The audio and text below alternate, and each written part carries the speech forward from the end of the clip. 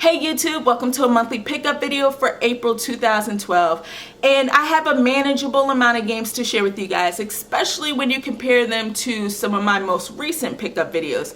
There aren't that many games in this month that I picked up. And that might have something to do with the fact that there weren't too many big releases that came out in April. But there were some, heavy hitters and some nice surprises that I picked up throughout this month. But before I get into the games that I actually picked up, I do want to share with you guys my most recent obsession. It's bananas, it's crazy. Skylanders. Now, I picked up Skylanders for the Xbox 360 when it was released back in October of 2011. I enjoyed it, but I didn't go all out and buy any of the additional Skylanders. And then for Christmas, I got the 3DS version, which is my favorite, and so I got some new Skylanders. And then, every now and again, I would see one and be like, oh, okay, I'll pick it up. But lately, I have just been trying to go all out and trying to get all of the Skylanders to add to my collection. I know it means absolutely nothing, but to tell you the truth, it's kind of fun to go out and try to find these Skylanders because some of them are really hard to get.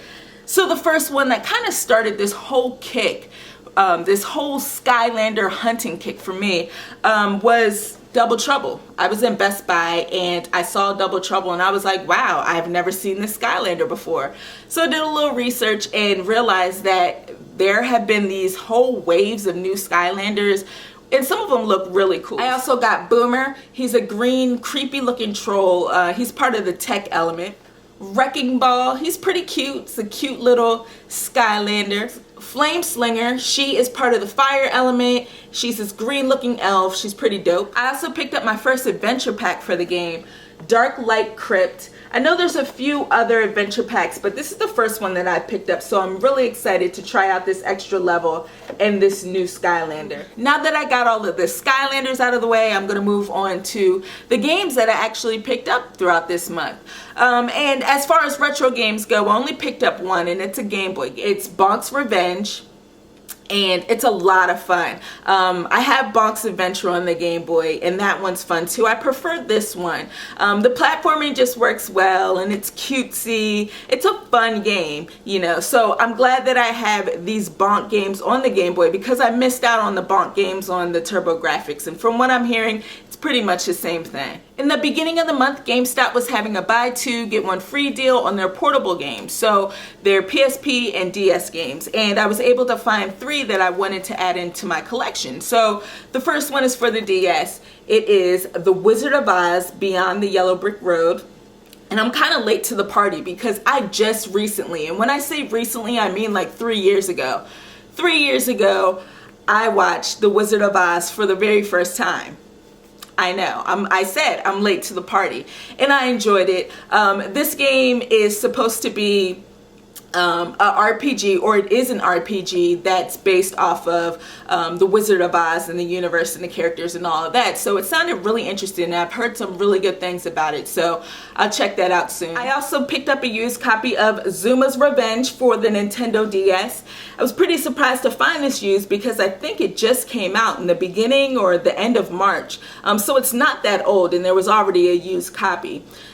I like this game a lot. Matter of fact, I like Zuma a lot. I spent hours playing Zuma on the Xbox 360. It's one of my favorite casual games, if you want to call it that. It's a lot of fun. It's just so addicting. It's basically like a match 3 game. You're like this little frog and you have to shoot out different color balls, in order to match the same color, and then they disappear and then you get through the level. It's very simple, but some of the levels are rather challenging. Zuma's Revenge is a lot better than the original Zuma just because there's more content. There are challenge modes, and there's like this adventure mode that has boss fights and all other types of stuff. So it's challenging, it's addicting, it's a lot of fun. My only problem with this is that this version is that the frame rate doesn't really keep up. So you will definitely notice a lot of lag when a lot of balls are on the screen, so that can get a little frustrating. But for the most part, it's a lot of fun. I've already sunk like 5 hours into this game. And the third game that I got that was part of that sale was actually for free. It's for the PSP. It's Star Ocean First Departure. Now, I've never played a Star Ocean game. I was interested in picking up Star Ocean Last Hope, I think it's called, for the Xbox 360. But I never got around to picking it up. A lot of people are telling me how awesome this series is.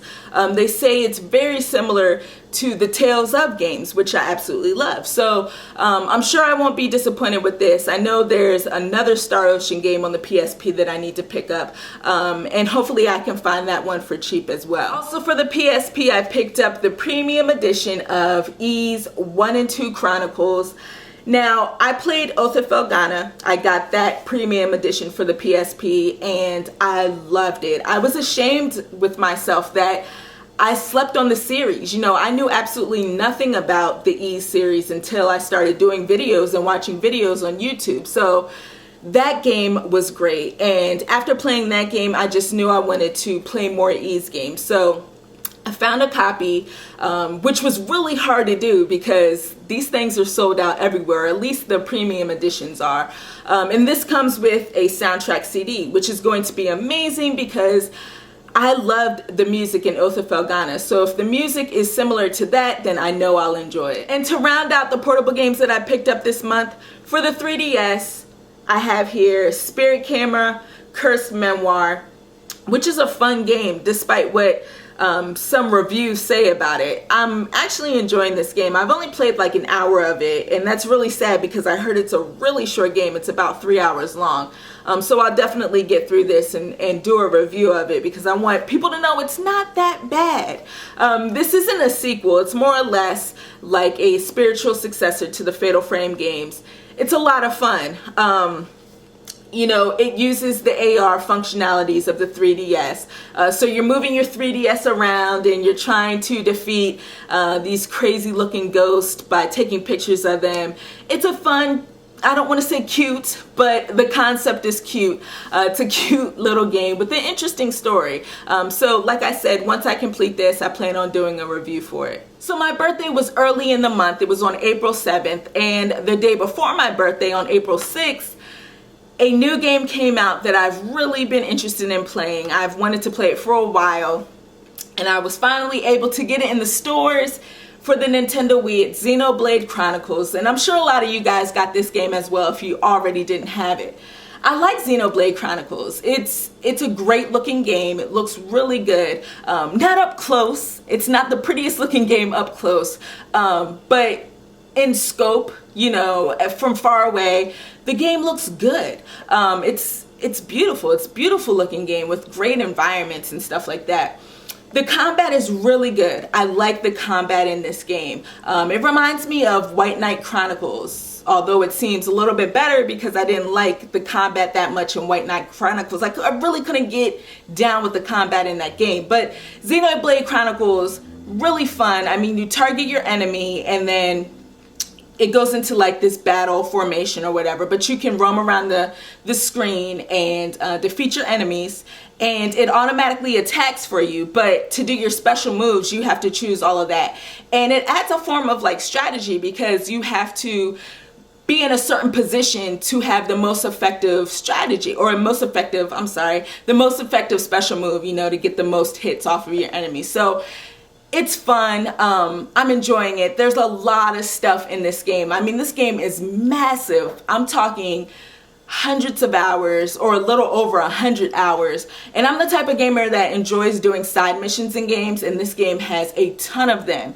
And, you know, I've popped this game in to play it and found myself getting absolutely nowhere with the story because I'm doing more of the side missions. So I don't know, who knows how long it will take me to complete this game or if I ever do complete this game, but from what I've played so far, really good stuff. And I'm hoping that Nintendo of America brings over the other 2 games from Operation Rainfall. Last Story, well, that's already coming, June 29th, I think, that's coming. And Pandora's Tower, really want to play that as well. And for my birthday, my husband bought me Ninja Gaiden 3. I haven't played this yet because I haven't played Ninja Gaiden 2, and I want to actually play through them the way that they should be played. I haven't heard the best things about this game, but you know what? Everyone has their own opinion, and I just might end up liking it. And on that note, the same thing can be said about Resident Evil Operation Raccoon City. Now I picked this up because I wanted to pick it up at launch, but I was like, you know what, I'll wait on it. I'll wait a little bit on it. The price will drop soon. And sure enough, the price did drop. I actually got this through Best Buy on a one-day sale. It was $30. This is the Best Buy limited edition, which comes with like a couple weapons and a few costumes or something like that. I don't know, but I haven't even unwrapped it yet. It's still sealed up. So I plan on playing through this. If any of you guys have this game and you want to play some co-op, definitely let me know. I'm down to play it. Heard it's not the best, but yet again, I might end up liking it. I also picked up The Witcher 2 Assassins of Kings. This is the enhanced edition, which comes with this cool little quest handbook. I think more games should do this. This is like a little mini strategy guide. It's pretty cool. More games should actually do this. I mean, I also picked up the strategy guide for the game anyway, but the fact that the game comes with a little quest handbook, that's pretty cool. The Witcher 2 is a lot of fun. I really enjoy the game. I mean, and I kind of knew I would enjoy it because the Witcher series was one of the games that was going to push me over the edge to buy a PC just so I can play. I mean, The Witcher and The Witcher 2 for the PC looked really interesting. And once I heard that it was coming to the Xbox 360, I was like, yes, I'll be able to experience this series and enjoy it. And so far I am. I'm playing it on easy. And I don't mind the fact that I'm playing it on easy because I'm really enjoying the story. The story is really interesting. And the reason I'm playing on easy actually is because it's taken me a while to actually figure out the right strategies in order to take down or defeat enemies. But I think I've gotten the hang of things. And it's a little demanding. It's a little demanding and it can be a little overwhelming, and it did overwhelm me in the beginning, which is why I switched the difficulty down to easy. But now that I have the swing of things, I might notch it back up to normal and see how things go. But definitely, if you're a fan of RPGs and you love good stories, check this one out. And the last game that I picked up this month is for the Xbox 360. It's Prototype 2. This here is the Black Watch Collector's Edition. I did an unboxing for it. If you guys haven't checked it out, definitely check it out. So far, so good. I actually enjoyed this game more than the original Prototype, which says a lot. You know, I enjoyed Prototype 1, but this one's a lot better, and that might have something to do with the interesting story and how things intertwine in this game. So I'm playing through this, definitely plan on doing all the side missions and all of that good stuff that you do in open world sandbox games. Now I do have something to give away for you guys. This is a little mini giveaway. I did pick up Prototype 2 from Best Buy, and one of the pre-order bonuses was a limited edition double-sided poster. And I'm not going to use it, but the poster looks really good. It's still in its plastic wrap. If you're interested in winning this double-sided limited edition Prototype 2 poster, you must 1, be a subscriber to my channel, Steph's 2 Def, and 2, leave a comment letting me know you want the poster and also the games that you picked up throughout this month and what you've been playing. So it's very simple. If you're interested in winning this, let me know. So there you have it, guys. Those are all the games that I picked up this month. I want to thank all of you for watching this video, and I'll check you next time.